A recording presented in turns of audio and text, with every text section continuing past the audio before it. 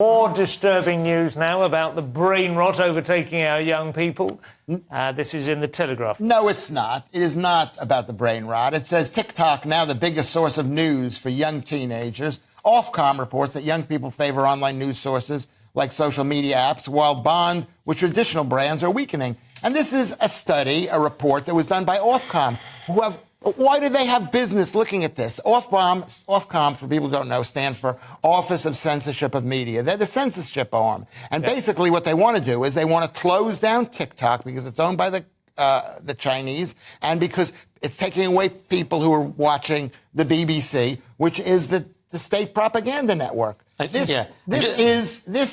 article is just PR from the state propaganda network. Well, just to provide the balance for Ofcom, I love Ofcom, because when we get an Ofcom complaint about Lewis calling Ofcom the censorship arm, we should have the balance of me saying I love it.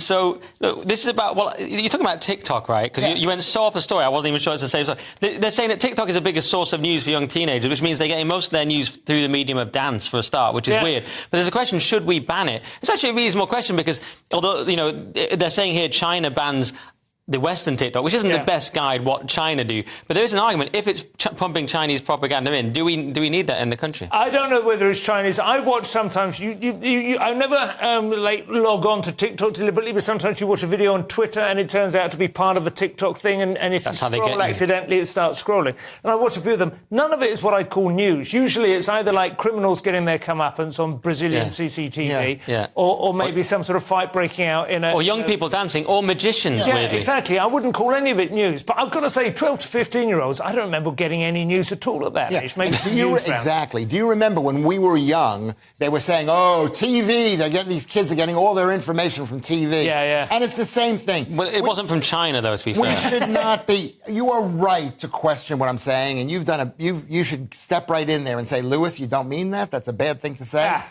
You should say it. We do. That's what we do. Gentlemen, coming up